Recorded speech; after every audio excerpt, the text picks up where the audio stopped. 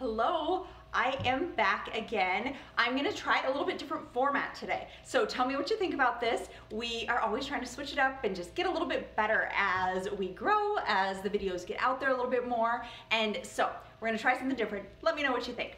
But today I'm going to talk about new ingredients. So every year I kind of decide new ingredients that I want to try, things I want to get a hold of to make my products a little bit better. And so I ordered my ingredients first week of January, got my ingredients a couple of weeks ago. I've been playing with them a little bit, and I'm just going to talk about what they do and what they're going to do for cosmetics that I'll make over the coming year and what you're going to see over the coming year, how it's gonna look and how it's gonna play out. So the first thing, triglyceride blend. This is a coconut oil based product. It's not coconut oil. So coconut oil is made up of maybe 8 or 10 different acids and some hydroxyl chains and some carbon chains, and they break those down a little bit. They take some of the oily part out of coconut oil, things like the stearic acid and the lauric acid. And you are left with, let me read it, there are 5 different ingredients here: caprylic, capric, myristic, triglycerides. So sorry, 4 ingredients, I guess. And this is a really, really light feeling, non-oily feeling oil. And so it soaks into your skin really, really fast. It doesn't clog your pores like coconut oil sometimes can. So over the past few years, coconut oil has been this big deal. Like, put a coconut oil on your skin, use it for everything. But coconut oil actually has a pretty large particle size and can clog your pores a little bit. So I don't recommend using straight coconut oil. A fractionated coconut oil, which has capric and caprylic triglycerides, is great. It's a liquid. This one, because they add myristic acid, this is a solid. So it's just a white paste. It is almost like coconut oil, but a little bit lighter, soaks into your skin a lot easier, feels a lot less oily. So the next thing, octyldodecanol. So this is what's called a solvent. This helps the other stuff bond together a little bit better. And sometimes lotion or things like foundation can get really, really thick with all the ingredients you add. You want it to be a little bit looser, a little bit runnier. So this comes from vegetable oil as well. This is another triglyceride. This one has some, they're called octyl and decanol bonds. So it's like 5 bonds and 8 bonds with a little carbon bond in the middle. And so it just stays really, really loose because it's a little bit larger. So it stays a little bit runnier, keeps those products a little bit runnier, but they still soak into your skin really, really nicely. Doesn't feel oily. This is gonna help me make lip stain, something that's gonna last on your lips because it soaks in, but it's not gonna dry out your lips like so many other lip stains do. All right, next ingredient, hectorite gel. What in the world is hectorite gel? All these ingredients, did you even know they existed when you look at the back of your label and you go, what is that? These are some of the things. That is what they are. And so hectorite gel, hectorite is a clay. It's kind of like the clay mask, a kaolin clay, but hectorite will absorb something like 20 times its weight in oil. And it also feels really, really slick and smooth. It doesn't feel gritty like clay. And so this one is really soft. It's fantastic in lipsticks because sometimes you want that lipstick to feel a little bit drier, to have that matte effect, to soak into your lips but still sit on top of your lips a little bit.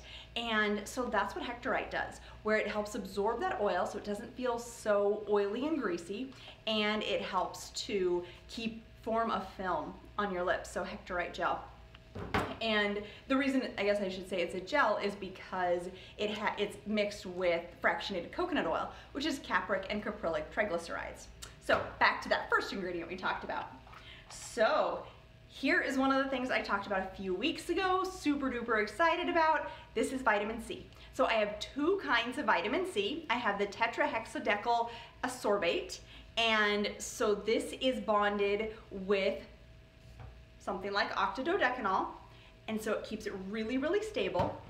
And then there is the magnesium ascorbate palmitate. So that one is, the vitamin C is bonded with palmitic acid and magnesium. So it has magnesium, vitamin C, and palmitic acid, and so it keeps it really stable. This one, once again, really, really stable. And because we talked about how vitamin C is super unstable, and so you don't want to use just 2 different vitamin C's in my vitamin C product just to make it more potent for you. Okay, fruit acid complex. I haven't talked about this at all, and fruit acid complex is a blend of BHAs and AHAs, alpha hydroxy acids, and beta hydroxy acids. Forgot the word there. And so alpha hydroxys, beta hydroxys help to slough off dead skin cells, help you grow new skin cells. They are fantastic. I have been using a cream that I made from this last week, a really simple cream. I love it. Oh my word, keeps my skin so soft. I'm super excited to use this. And I kind of like what it's made of. It's made of lemon, orange, maple sap, and bilberry and sugarcane. So crazy good ingredients. Vitamin A, this is what we talked about last week. This is what I was working on, the cream that I was working on. So this was the last thing I added, vitamin A, and these are micro caps. So this is actually vitamin A encapsulated in an oil to protect it, help keep it from going rancid, keep it really, really stable in your product until you use it. So vitamin A, and I'm gonna keep talking about vitamin A and vitamin C over the next month or so as I create the creams, as you hear about it. The last one, polyhydroxystearic acid. This is castor oil based, so they basically thickened castor oil, they hydrogenated it, made it into a wax, and this stuff thickens lip gloss, thickens lipstick, makes it just last forever. So I'm super excited about adding a castor oil based product to my lipsticks and my lip glosses over the coming months because it'll help it last for a long time. And it is crazy thick, waxy stuff.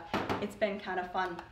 So those are my new ingredients. Those are my new projects over this coming year. You're gonna hear a lot more about them as I add them to products. And I just want to kind of give you a little bit of perspective. There are like 250,000 cosmetic ingredients that people can utilize. There are 10,000 that have been safety tested by the FDA, and I use approximately 500. The reason I limit it to 500 is because instead of using some of these 10,000 ingredients that the FDA has safety tested, these 500 are plant-based. They come from things that have been tested for thousands of years by people all over the world. We know they work, we know they are high functioning, and we know that they are completely safe, that you're not gonna be in any danger from using these ingredients. So that's how I choose my ingredients. Is it safe? Has it been tested by the human population for thousands of years instead of by the FDA for 10 years? So just a little fun tidbit about some of my ingredients and things to look forward to over the coming months. I hope you enjoyed this, and next week I'll talk about vitamin A. Tune in. This is Mix Cosmetics, custom, sociable, eco-friendly makeup. Enjoy.